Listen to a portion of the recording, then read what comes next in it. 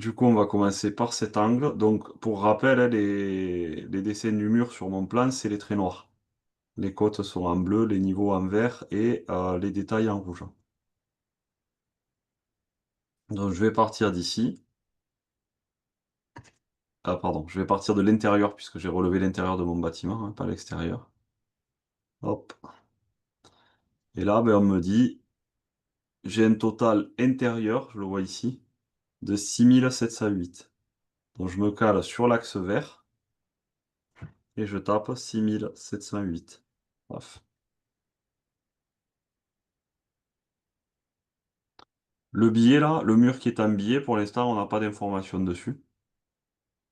Donc on va pas le tracer de suite. Mais on va d'abord tracer tout ce qui est droit et on verra si on peut récupérer facilement ce mur en billet ou pas.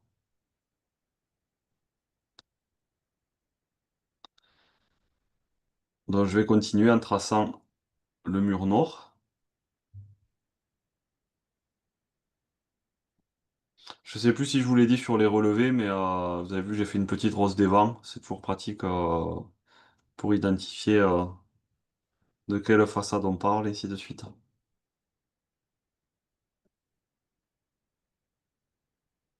Donc du coup, ben, je trace le mur nord, je pars de mon angle et j'ai 10 mètres 834. Voilà. Et Guillaume, je... question Oui, hors sujet, juste, pardon. oui. Les lettres, pardon, qui sont inversées, c'est une convention Où c'est que tu vois des lettres inversées? sur la rose des vents. Non, c'est juste que quand j'avais ma planche à dessin, j'ai fait ça. Ok, d'accord. Tu, Ah, tu verras la planche à dessin, tu la gardes pas toujours à l'endroit. Des fois, tu, ouais, tu ouais, la ouais, retournes. Et là, au moment où j'ai fait ma rose des vents, ben, je l'avais à l'envers. pas de souci. Merci beaucoup.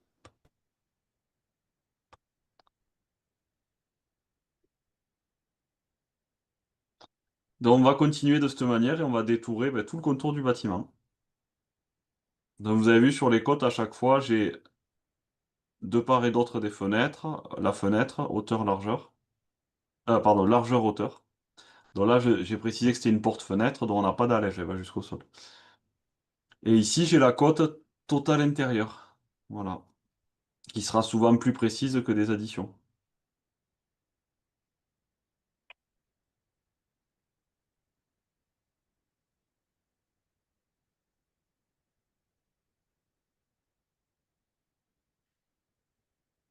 Suis ton- Pardon? Non? Non, pardon, c'est moi qui. Je me parle à moi-même en décidant. Pardon. Il n'y a pas de souci. Donc, tac, on continue. Voilà. Donc, vous voyez, là, j'ai tracé tout ce qui était d'équerre dans mon bâtiment.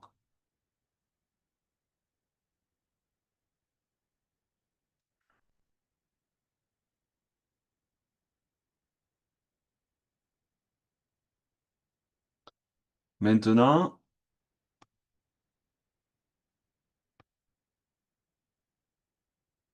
il va falloir vérifier que nos diagonales sont justes. Alors là, comme je disais, le bâtiment est tout d'équerre, donc c'est assez simple. Mais des fois, il faudra vraiment vérifier que les angles tombent justes. Donc là, avec l'outil-mètre, je vais piquer mon premier angle et je vais aller pointer ma diagonale là-bas. Donc là, j'ai 11 mètres 605. On voit que ça correspond très précisément à ce que j'avais relevé.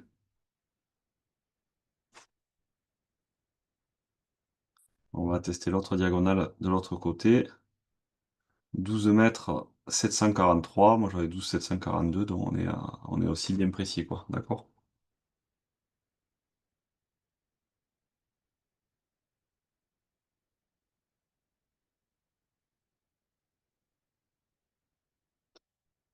Si des fois j'avais eu un autre mur qui n'était pas d'équerre, parce que là, naturellement, je sais que je vais bien tomber avec mon mur qui est en biais, mais des fois, vous aurez deux murs qui ne sont pas d'équerre. Là, le seul moyen de déterminer la position de l'angle, ça va être d'utiliser les cercles. Comme si on traçait avec un compas pour trouver un point dont on ne connaît que les dimensions pour le rejoindre. Donc là, je prends le cercle, par exemple. Supposons que on va l'agrandir un peu pour faire sortir l'angle. Supposons qu'ici on est 7708. Donc je vais tracer un cercle à 7708. Je clique sur la face à l'intérieur du cercle et sur la touche supprimer du clavier. Voilà, pour retirer la face. Donc je ne garde que le contour du cercle. Et je vais partir par exemple d'une diagonale que je connais. Alors pareil, je vais l'agrandir, histoire que je trouve un point un peu à l'extérieur de mon dessin. Par exemple celle-là, la 12 865, on va faire 13 865. Voilà. Et donc, vous voyez, avec l'intersection de cercles que je vais trouver là, je vais pouvoir tracer mon angle qui éventuellement ne serait pas d'équerre.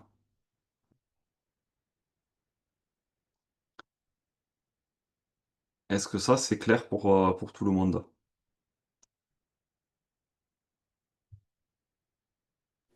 Oui, Je crois bien, ouais. Voilà. Et ensuite, avec l'outil ligne, juste je finis de tracer mon contour. Tac, voilà.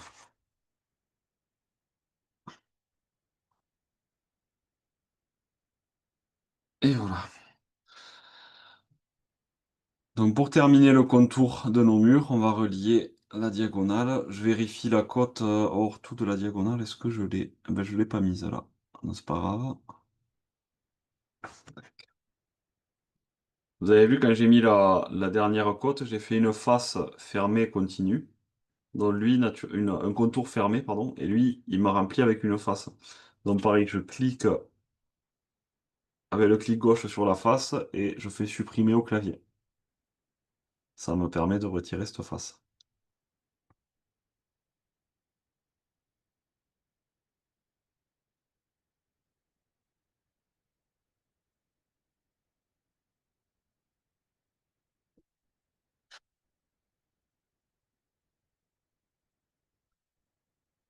Vous vous souvenez, on a vu l'outil décalage dans l'exo avec la maison. Donc là, on va réutiliser cet outil pour créer l'épaisseur des murs. Donc je vais faire 3 clics sur les arêtes qui constituent le contour intérieur. Vous voyez, en faisant 3 clics, ça me sélectionne toutes les arêtes. Je prends mon outil décalage. Je fais un clic sur l'arête, sur le contour. Je montre la direction vers l'extérieur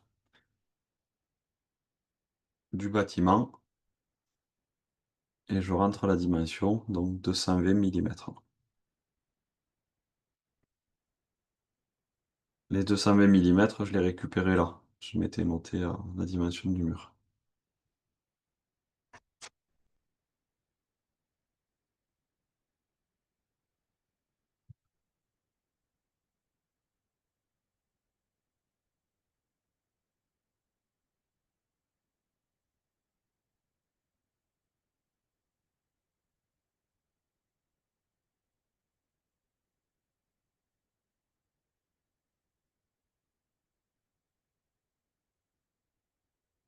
Donc vous avez vu, il nous a créé le contour qui a été directement rempli. Ça, c'est je sais pas si on peut appeler ça un bug. Il y a une petite spécificité à savoir sur SketchUp. Des fois, quand vous faites deux contours l'un dans l'autre, vous voyez, il reconnaît que le contour extérieur là. Si je clique sur la face au centre, on voit qu'il fait pas de différence. Vous voyez, je peux pas sélectionner indépendamment le mur ou la face centrale. Quand ça vous arrive, il suffit de prendre l'outil ligne et de recréer, de redessiner par-dessus une ligne du contour intérieur. Quand je fais ça, il va reconnaître à nouveau le contour intérieur et vous voyez, je peux sélectionner indépendamment le mur ou la surface intérieure.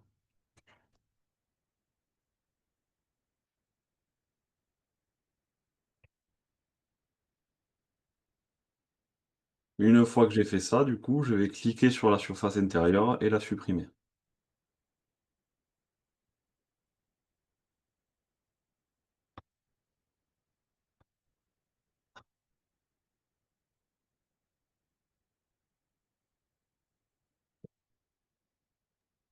Comment tu fais pour supprimer la surface intérieure? Ça marche pas avec la gomme. Alors, la gomme dans SketchUp, elle ne peut gommer que des arêtes. D'accord? Pour supprimer une surface, on va cliquer dessus avec l'outil de sélection et on va appuyer sur la touche supprimer du clavier. Ok, merci. Voilà.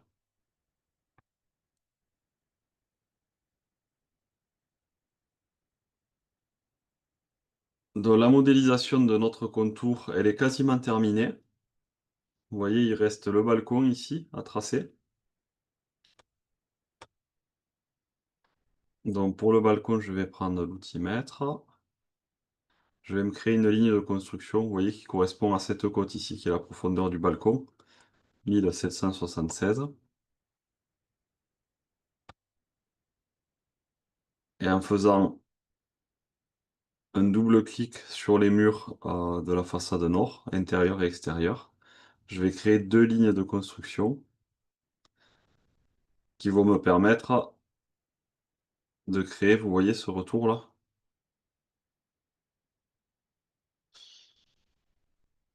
Je vais voir, je vais vous le montrer en photo, ça sera peut-être plus évident.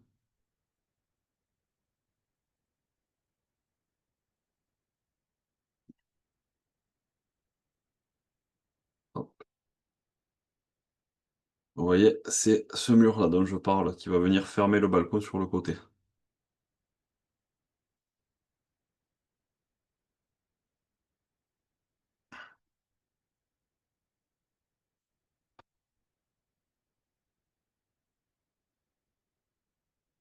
Une fois que j'ai tracé avec l'outil mètre, j'ai fait mes lignes de construction, je peux venir faire un rectangle pour modéliser le balcon.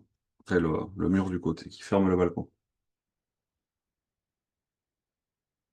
J'ai pas réussi à effacer la surface, mais j'ai réussi à masquer pour revoir les côtes à l'intérieur. C'est gênant ou il faut vraiment réussir à effacer? C'est mieux si tu peux l'effacer, mais disons que masqué, elle pourra réapparaître quand on va configurer les scènes, ça va réapparaître. Parce que je clique dessus et en faisant effacer, ça marche pas. Je sais pas pourquoi. T'es sur Mac ou sur PC? PC. PC, ben, tu peux appuyer sur la touche supprimer. Ouais, c'est ce que je fais. Pas retour en arrière, supprimer. Ah, ok. C'est la touche juste à droite du retour en arrière, un poil plus bas.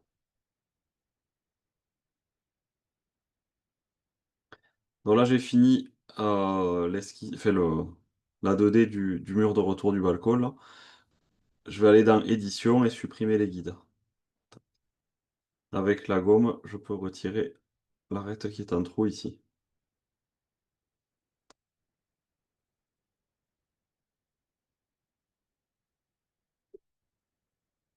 On a un dernier élément à modéliser avant de passer en 3D. C'est le boisseau qui est là.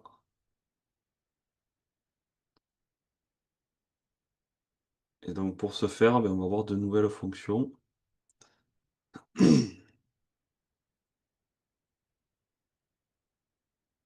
Donc je sais que le boisseau, là, il est à 2775 mm du coin.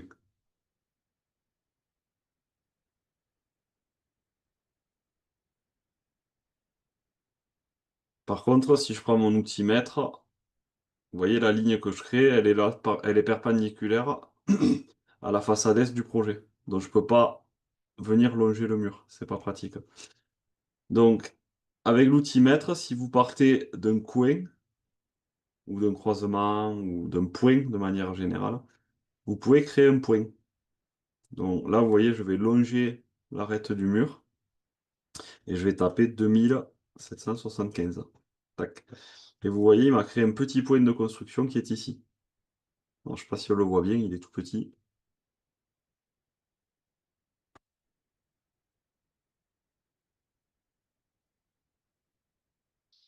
Et donc, depuis ce point de construction, je vais être capable de créer mon boisseau.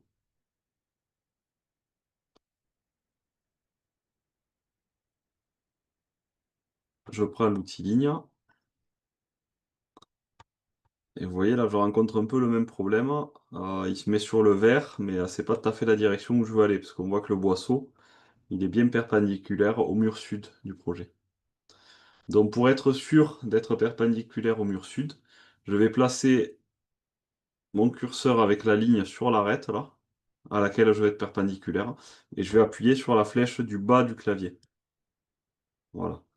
Là, il est devenu parallèle à cette ligne, et je vais appuyer une deuxième fois sur la flèche du bas du clavier. Là, je suis perpendiculaire.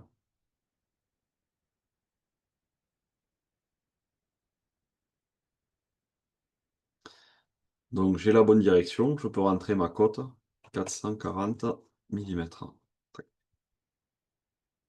Je vais répéter la manœuvre, je lui montre l'arête, j'appuie sur la flèche du bas, 2 fois pour être perpendiculaire, 600.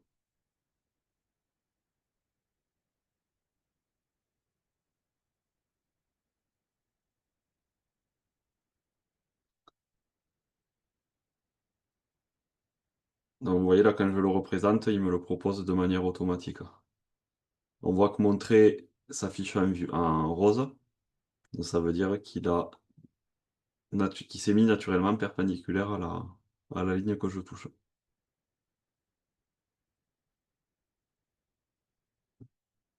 Et il me refait une face, donc je la supprime.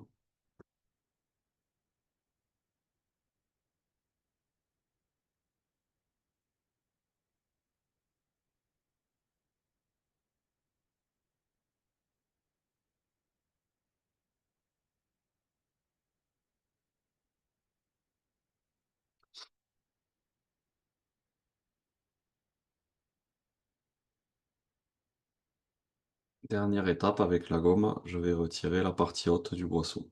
Voilà.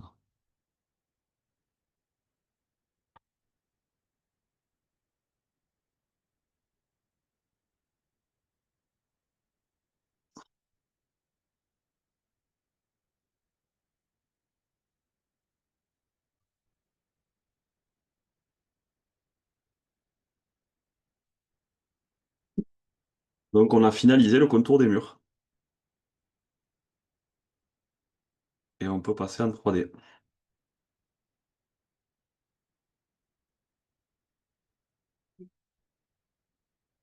Avec l'outil pousser-tirer, je vais pouvoir donner une hauteur au mur. Par contre, je ne sais pas quelle hauteur je vais donner. Donc, je vais récupérer cette information sur mon plan de coupe. Et là, on voit qu'il y a un questionnement qui va apparaître. Ben, on a un profil rampant sur le toit, et alors qu'on a vu que les murs, ben, ils montaient bien perpendiculaires. Donc, on va voir par la suite comment on va créer ce profil rampant. Mais ce dont on va avoir besoin, c'est que les murs, en gros, dépassent la hauteur maximale du bâtiment, puisqu'on va retailler les murs ensuite pour leur donner le profil du rampant. Donc je vais chercher la hauteur maximale que j'ai de dispo. Ici, ça va être 3749 que je trouve à proximité du fêtage, là.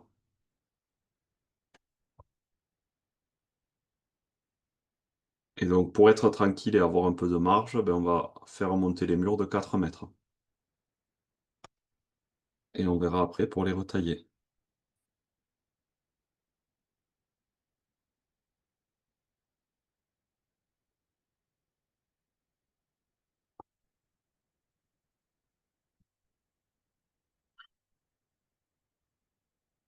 Est-ce que jusque là, c'est bon pour tout le monde? Yes. Oui.